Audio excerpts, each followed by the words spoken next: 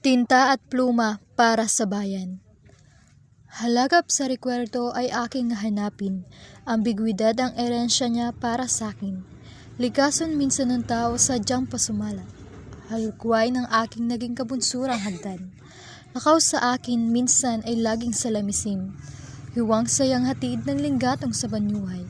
Pamana ng salinlahi ng aking pinagmulan. Orisonte ng kapayapaan makakamtan. Bilang mga Pilipino, tayo'y mayaman sa kultura. Sa ating pagkakaiba, narito ang tunay na ligaya. Sa mga kwento ng ating ninuno, nagmumulat ng isip.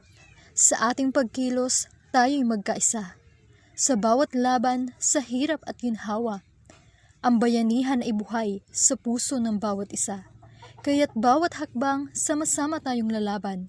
Sa ngalan ng bayan, sa pag-ibig at pagkakaisa, walang iwanan. Sa mga pangarap na ating binubuo, ang diwa ng bayanihan sa ating puso'y nag-aalab. Sa bawat sipag at tiyaga, tayo'y nagtatagumpay. Sa pagkakaisa, ang pag-asa'y muling mabubuhay mula sa mga sakripisyo ng ating mga bayani. Hanggang sa makabagong laban, tayo'y magtutulungan. Sa tinta at pluma, ating isusulat ng kwento ng bayang na nagkakaisa. Sa hirap at ginhawa, tayo'y magkasama. Bilang isang Pilipino, ako'y nakipagbayanihan sa inyo upang mabago natin ang bansa para ating mapaunlad ito. Ngunit naging isa ba tayo o ako lang tong gumagawa ng mga nyais iparating sa bansa natin? Tayo'y magtulungan para mapadali ang ating pagbayanihan. Para iisang gawa, ngunit madaming gumagawa. Isang larangan ang ating makakamtan dahil tayong lahat ay nagtutulungan. Ilang daang taon na ang nakalipas nang ang ating inang bayan ay nakaalpas sa ilalim ng pamumuno ng mga balasubas sa iba't ibang dako ng bansa, naranasan ang dahas. Subalit ngayon ay makikita pa rin ang bakas.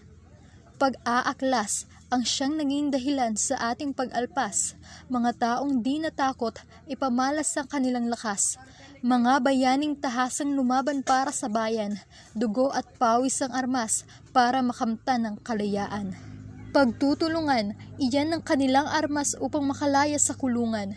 Mga bayaning handang ialay ang buhay para sa bagong henerasyong makulay at mabuhay. Mayroon pa kaya kagaya nila? Handa ka bang lumaban para sa kanila? Buti na lang at meron ng bagong bayaning re-responde para sa bayan. Mga modernong bayaning nagsisilbi para sa bayan. Gamit ang panibagong armas para sa kalayaan. Mga kamera, telebisyon at radyo, yan ang modernong kagamitan nila. Aking hinahangaan, hiyaring mga bayaning nagbuwis ng buhay para maisiwalat ang katotohanan. Mga bayaning di natatakot sa sakit na dala ng katotohanan. Handang lumaban para sa mas ligtas na tahanan at pamayanan. Mga huwarang Pilipino, mga mamamayang lumalaban. Modernong bayaning nagpapamalas ng kagitingan. Sila ang lubos kong hinahangaan at tinitignan.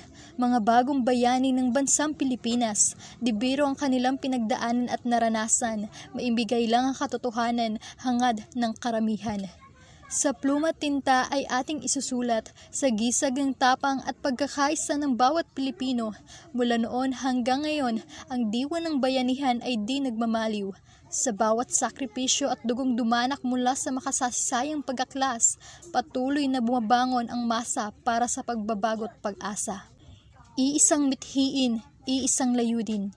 Kalayaan para sa inang bayan, laban sa mapang-aping dayuhan o sariling kalaban ng bayan. Kapit-bisig sa paggising ng natutulog na kaisipan, walang atrasan sa katotohanan. Sa ang sulok man ng bansay aalingaw-ngaw ang tinig ng pagkakaisa. Tinta't pluma, mga armas ng bayani para sa mas magandang bukas. Sa gabing hinahanap natin ang liwanag ng sining, ang mga kulay na aakalain natin ay ang mga bituin. Nagtapos na ang umaga sa mga hardin ng rosas, inilatag na ang gabing tahimik na waring nakaposas. Ang kaparangan ng bayan sa gisag ng kalayaan, tayo'y mga bata sa kandungan ng ating inang bayan. Ang muling paglaya ay simula ng panibagong bukas, sa larangan na ang lakas ay sinag ng bukang liwayway.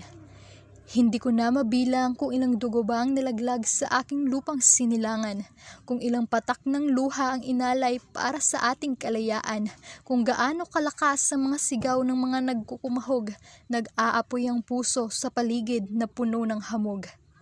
Ngunit ito ang nagbigay sa atin ng paghilom na hindi na natin kailangang manatiling tikom para sa bayan.